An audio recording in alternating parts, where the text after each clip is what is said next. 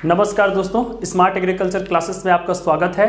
आज का हमारा जो टॉपिक है वो है पादप रोगों का वर्गीकरण और उसके नियंत्रण की विधियां, यानी फसलों में जो रोग लगते हैं उसका वर्गीकरण, किनके किसके माध्यम से फसलों में रोग लगता है, कितने प्रकार के रोग होते हैं और कितने प्रकार से फसलों को इन्फेक्टेड करते हैं। साथ ही साथ फसलों में लगने वाले जो हानिकारक रोग रहते हैं उसका हम नियंत्रण कैसे करेंगे उसके बारे में हम आपको आज बताने का प्रयास करेंगे। तो सबसे पहले आप ये जानिए कि जो फसल होते हैं, फसलों में लगभग 22% तक रोगों के द्वारा प्रति वर्ष किसानों को नुकसान होता है। 20 से 22% तक प्रति वर्ष किसानों को नुकसान होता है। और जो फसल में जो रोग रहते हैं वो कैसे इन्फेक्ट करते हैं उससे हम लोग क्या करते हैं, इसको समझाने का प्रयास करते हैं। तो सबसे पहले आप ये जानिए कि यहाँ पर मैं एक टॉपिक लिखा हूं, रोग त्रिभुज, डिजीज ट्राइएंगल जिसको बोला जाता है। तो रोग त्रिभुज का मतलब ये होता है कि फसलों में जो रोग लगता है वो कैसे लगता है, रोग लगने का क्या कारण है, क्रॉप के ऊपर जो रोग लगता है उसका क्या कारण है और किस सिचुएशन पर रोग लगता है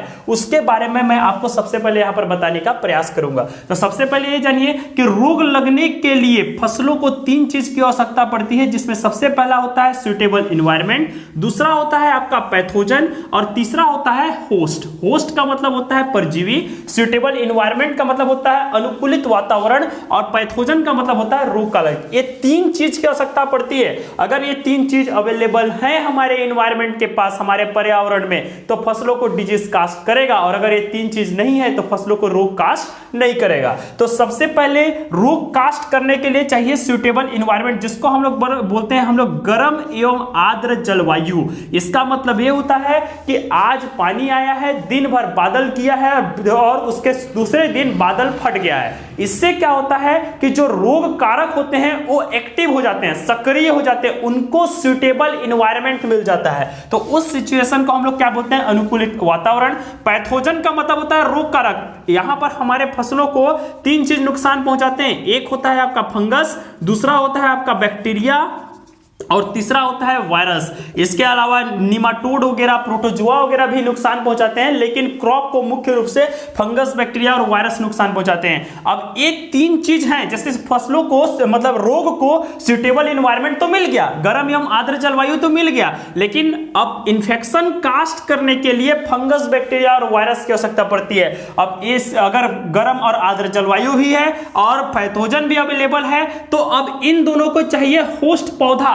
जैसे धान में जो रोग लगेगा वो सिर्फ धान को इन्फेक्शन करेगा, खीरा में जो लगेगा वो खीरा को संक्रमित करेगा, मटर में जो लगेगा वो मटर को करेगा। तो जिस चीज का रोग कारक है वो उसी पौधा को ही सिर्फ क्या कर सकता है, नुकसान पहुंचा सकता है। जैसे गर्म और आर्द्र जलवायु है, फंगस का नाम है पाइरिकुलेरिया ओराइजी, जो धान में झुलसा रोग का कारक है। अगर ये दोनों है तो इन दोनों को कास्ट करने के लिए क्या चाहिए, धान का परजीवी पौधा चाहिए। अगर ये तीनों चीज वातावरण में मिला तो उस सिचुएशन में जो इन्फेक्शन कास्ट होता है उसी इन्फेक्शन को हम लोग क्या बोलते हैं, डिजीज ट्राइएंगल के नाम से जानते हैं, रोग त्रिभुज के नाम से जानते हैं। ये 3 चीज है तभी पौधे को रोग लगेगा, अन्यथा रोग नहीं लगेगा। आगे बढ़िए, टाइप्स ऑफ डिजीज, कितने प्रकार के रोग होते हैं। तो ये जो डिजीज के प्रकार हैं वो 3 होते हैं। पहला होता है सीड बॉर्न, जिसको बोलते हैं ऐसा बीज जो बीज से ही उत्पन्न होता है। दूसरा होता है सॉइल बॉर्न,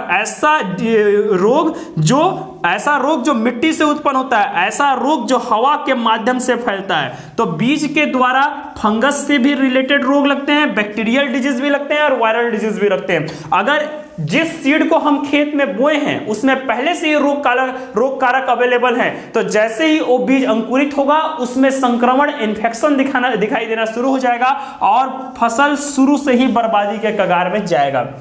सोयल बॉर्न, ऐसा रोग जिसका रोग कारक मिट्टी के नीचे निवास करता है। मान के चलिए हमारे खेत में झुलसा रोग लगा है, तो जैसे ही हम फसल की कटाई किए तो कटाई के पश्चात जो झुलसा रोग का कारक है वो मिट्टी के नीचे सर्वाइव करना शुरू हो गया और वो दूसरे फसल का इंतजार कर रहा है। अब फिर हम उसी खेत में फिर से हम क्या करेंगे, धान की खेती करेंगे, तो झुलसा रोग फिर से एक्टिव हो जाएगा। ऐसा रोग जो मिट्टी के द्वारा फैलता है उसको हम लोग क्या बोलते हैं, सॉइल बॉर्न डिजीज। तीसरा है आपका हवा के द्वारा फैलने वाला रोग, जैसे वायरल, वायरस के माध्यम से रोग क्या होता है, एक स्थान से दूसरे स्थान आसानी से फैलता है, आसानी से भागता है, तो उस बीमारी को हम लोग क्या बोलते हैं, वायरल डिजीज के नाम से जानते हैं। आगे बढ़िएगा, क्लासिफिकेशन ऑफ डिजीज, यानी रोगों का अपने को वर्गीकरण करना है। तो रोग का जो वर्गीकरण है वो 3 प्रकार से होता है, जिसमें सबसे पहला प्रकार है बाय फंगस। फंगस को हम हिंदी में बोलते हैं कवक के द्वारा होने वाला रोग। अब कवक के द्वारा कैसे रोग होता है, यह एक प्रकार का अविकसित वनस्पति है, यानी कि जो पहले से विकसित नहीं हुआ रहता है, वो बॉडी के अंदर प्रवेश करने के बाद विकसित होता है, जो अपने जीवन यापन के लिए पौधा को साधन बनाती है। कवक पौधों के अंदर जाकर क्रियाशील हो जाती है और चोट और खरोच के माध्यम से पौधों के शरीर के अंदर प्रवेश करती है। मैं एग्जांपल देकर के आपको समझाता हूं कि धान में एक रोग लगता है जिसको हम बोलते हैं झुलसा रोग, सभी कोई जानते होंगे आप लोग, झुलसा रोग, जिसको हम अंग्रेजी में बोलते हैं ब्लास्ट ऑफ राइस डिजीज। और एक किसके द्वारा होता है, फफूंद के द्वारा होता है। किस फफूंद से होता है, पायरिकुलेरिया ओराइजी, कुलेरिया ओराइजी नामक फफूंद के द्वारा होता है। अब इसका सिम्टम आप जानिए, आप धान का लीफ देखे होंगे, इस शेप में अगर धान का लीफ है तो सबसे पहले धान के ऊपर क्या होगा, ब्लैक ब्लैक कलर का स्पॉट बनेगा, यानी कि ब्लैक कलर का ऐसे आंख के जैसे आपको संरचना दिखाई देगी। अब ये संरचना अगर आपको दिखाई दिया ब्लैक कलर का, तो धीरे धीरे पूरा धान का जो पत्ता है वो काला हो जाएगा और बाद में पूरा पत्ती आपको जला हुआ दिखाई देगा। अगर पूरी पत्ती लाल रंग से जला हुआ दिखाई देता है तो उस डिजीज को हम लोग क्या बोलते हैं, झुलसा रोग के नाम से जानते हैं। तो ये किसके द्वारा होता है, फंगस के द्वारा होता है। अविकसित वनस्पति रहता है जो पौधों के शरीर के अंदर प्रवेश करता है और वहां पर क्रियाशील हो जाता है, एक्टिव हो जाता है, जिसके चलते पौधों का बढ़वार रुक जाता है, पौधों में प्रोडक्शन की मात्रा कम हो जाती है। आगे बढ़िएगा, बाय बैक्टीरिया, बैक्टीरिया को हम लोग हिंदी में बोलते हैं जीवाणु के द्वारा होने वाला रोग। अब जीवाणु से कैसे रोग लगेगा, यह भी एक प्रकार का अविकसित वनस्पति रहता है जो बॉडी के अंदर प्रवेश करने के बाद विकसित होता है। किसके बॉडी के अंदर, प्लांट के बॉडी के अंदर। अब ये क्या करता है, रंध्र यानी स्टोमेटा के द्वारा पत्तियों के अंदर या पौधों के अंदर प्रवेश करती है और अनुकूलित वातावरण पाए जाने के बाद ये सक्रिय हो जाते हैं। जैसे मैं आपको एग्जांपल दूंगा, सिट्रस में एक रोग लगता है, सिट्रस जिसको हम लोग नींबू बोलते हैं, उसमें एक रोग लगता है जिसको हम लोग बोलते हैं सिट्रस कैंकर, नींबू का कैंसर बीमारी के नाम से जानते हैं, जो एक प्रकार का बैक्टीरियल डिजीज है। ये क्या करता है, जहां पर भी बॉडी में छेद पाए जाते हैं, यानी कि स्टोमेटा पाए जाते हैं, हरे रंग पाए जाते हैं, उस माध्यम से बैक्टीरिया यानी सूक्ष्मजीव पौधों के अंदर प्रवेश करते हैं और एक सीधा जाकर के नींबू के ऊपर अटैक करता है, फल के ऊपर अटैक करता है। अंदर गया, अंदर के रस को धीरे धीरे सड़ाना शुरू करेगा और बाहर निकलने के बाद ऊपर में एक द्रव छोड़ेगा, एक पानी जैसा लसलसा पदार्थ छोड़ेगा, जो धीरे धीरे पूरे पौधे को, नींबू के पौधे को, नींबू के फल को क्या करेगा, कवर कर लेगा और एक क्या हो जाएगा, धीरे धीरे एकदम सख्त हो जाएगा, एकदम सख्त हो जाएगा और ऊपर को पूरे ब्लैक रंग से कन्वर्ट कर देगा। अपने आप नींबू दरार के हिसाब से फटना शुरू हो जाएगा, लेकिन छूने से वो अत्यंत कठोर नजर आती है। आप लोग को ये जो बीमारी है अमरूद के पौधा में जरूर दिखने के लिए मिल जाएगा। अमरूद का जो फल है छोटी अवस्था में ही एकदम कठोर हो जाए रहती है, दरारें पाई जाती है, उसका विकास नहीं हो पाता है। अमरूद जनरली हरा रंग का होता है, वो ब्लैक रंग में कन्वर्ट हो जाता है। तो उसी डिजीज को हम लोग क्या बोलते हैं, कैंकर बीमारी के नाम से जानते हैं, जो पहले सिट्रस में था, बाद में गुआवा में भी अटैक करना शुरू कर दिया। आगे बढ़िएगा, बाय वायरस, वायरस का मतलब होता है विषाणु, जिसको हम लोग बोलते हैं अत्यंत सूक्ष्म कण, जिसको हम लोग नग्न आंखों से देख नहीं सकते, और ये प्रोटीन के कोष से आच्छादित न्यूक्लिक एसिड का बना रहता है, जो पौधों को अत्यंत प्रभावित करते हैं। जैसे ये पौधों के ऊपर अटैक किया, पौधों की बढ़वार रुक जाएगी, पौधों की जो पत्तियां हैं वो छोटी रह जाएगी, पौधों में जो फल फूल है वो नहीं बनेगा, वो झड़ना शुरू हो जाएगा, फलों का विकास होना बंद हो जाएगा और ये एकदम मुरझा करके क्या हो जाएगा, मर जाएगा। हर पौधा से ये अलग ही दिखेगा। तो वायरस का इलाज है, वायरस का इलाज नहीं है, लेकिन बैक्टीरिया और फंगस से हम लोग कुछ हद तक फसलों को बचा सकते हैं। तो यही था आपका क्लासिफिकेशन ऑफ प्लांट डिजीज, यानी पौधों में लगने वाले रोगों का वर्गीकरण। आगे बढ़िएगा, डिजीज कंट्रोल मेथड यानी नियंत्रण की विधि। अगर ये बीमारी हुआ यानी रोग लगा है पौधों के ऊपर, वो फंगस से लगे, चाहे बैक्टीरिया से लगे, चाहे वायरस से लगे, तो हम क्या करेंगे, फसलों को बचाने का प्रयास करेंगे। जैसा कि मैं आपको बताया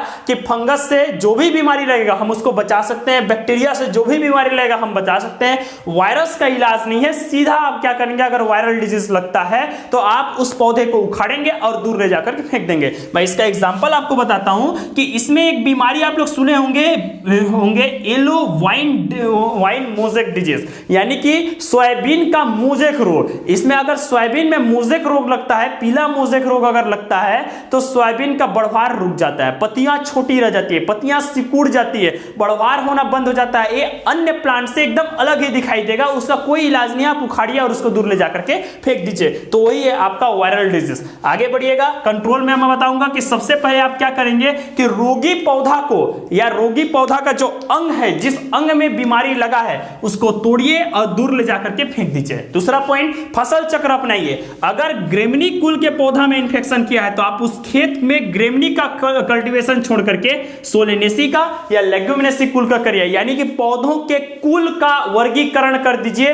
ताकि रोग को सुटेबल होस्ट ना मिल पाने की स्थिति में डिजीज कास्ट ना हो। क्योंकि रोग त्रिभुज में आपको बताया कि जिस फसल का रोग कारक रहेगा उसी फसल को ही नुकसान करेगा। जैसे झुलसा रोग आपके धान में लगता है तो झुलसा रोग का लक्षण आपको पपीता या आम में नहीं नजर आएगा, तो आप फसलों को रोटेट कर देंगे ताकि उसको सुटेबल होस्ट ना मिल पाए और वो रोग का हो सके, रोग कारक क्या हो सके, मर जाए। परपोषी पौधों को नष्ट करना। अगर पौधा नहीं मिल रहा है, मान के चलिए ग्रेमनी कुल में झुलसा रोग लगता है तो धान का पौधा या गेहूं का पौधा रोग कारक को नहीं मिल पा रहा है, यानी कि पैथोजन को ये सब पौधा नहीं मिल पा रहा है, तो उस स्थिति में इस कुल के अंतर्गत जो घास आती हैं, जो खरपतवार आती हैं, क्योंकि आपको पता है कि ज्यादातर जो घास रहते हैं वो ग्रेमनी कुल के रहते हैं, तो आसपास में जो भी घास है उन घासों को उखाड़ करके फेंक दीजिए ताकि उनको परजीवी ना मिले और रोग कारक क्या हो सके, मर सके। हॉट वाटर ट्रीटमेंट, गर्म जल उपचार। गर्मी के दिन में आप खेत में पानी भर दीजिए ताकि रोग कारक क्या हो सके, उबल करके नष्ट हो जाए। गर्मी के दिन में खेत की जोताई कर दीजिए ताकि रोग कारक क्या हो सके, सूर्य के प्रकाश में जल करके नष्ट हो सके। आग लगाइए, गर्मी के दिनों में खेत में आसपास के कूड़ा करकट को ले जाकर के आग लगा दीजिए, या जिस समय आप खेत में परती छोड़े हैं उस स्थिति में आप लोग क्या करेंगे, खेत में ले जाकर के आग लगाएंगे, जिससे भी कुछ हद तक डिजीज कंट्रोल होता है। आगे बढ़िएगा, खुरच कर, यानी मिट्टी का ऊपरी परत जो रोग ग्रसित हो चुकी है, आप जेसीबी वगैरह में उसको खुदवाइए और वहां के मिट्टी को दूसरे स्थान में ले जाकर के फेंकवा दीजिए, तो आपकी मिट्टी क्या हो जाएगी, स्वस्थ हो सकती है। उर्वरकों का प्रयोग, कुछ उर्वरकों की कमी के चलते भी फसलों में रोग लगता है। जैसे आपको पता होगा कि धान में जिंक की कमी से एक रोग लगता है जिसको हम बोलते हैं खैरा रोग। तो अगर धान का पौधा आप खेती कर रहे हैं तो कम से कम आप उसमें सुटेबल मात्रा में उर्वरक अवश्य डालिए ताकि उसमें उर्वरक के कमी से किसी भी प्रकार का रोग न लग सके। रासायनिक उपचार करेंगे। अगर ये सभी बीमारी फसलों में लगा, रोग के द्वारा फसलों को किसी भी प्रकार का इंफेक्शन अगर हो रहा है तो आप क्या करेंगे, आप फसलों को बचाने के लिए रोगनाशी दवा का प्रयोग करेंगे जो मार्केट में फंगीसाइड के नाम से जाना जाता है। तो कौन कौन सा मार्केट में दवा मिलेगा, कॉपर सल्फेट, बोडियास मिश्रण, Dithane M45, Dithane Z78, carbendazim और नीम सीड कर्नाल एक्सट्रैक्ट, जिसमें से मैं नीम का दवा और बोडेक्स मिश्रण बनाने की जो विधि है मैं अपने चैनल में पहले से अपलोड करके रखा हूं। आप चाहें तो घर में कैसे हम लोग बोडियास मिश्रण ये सब बनाते हैं उन सभी का जानकारी ग्रहण कर सकते हैं। तो यही था आपका फसलों में लगने वाले हानिकारक रोग से बचाने के तरीके। और दूसरा जो पॉइंट था वो था रोगों का वर्गीकरण। और तीसरा जो पॉइंट इस टॉपिक में आपको पता चला, इस वीडियो में पता चला, वो था डिजीज ट्रायंगुलर।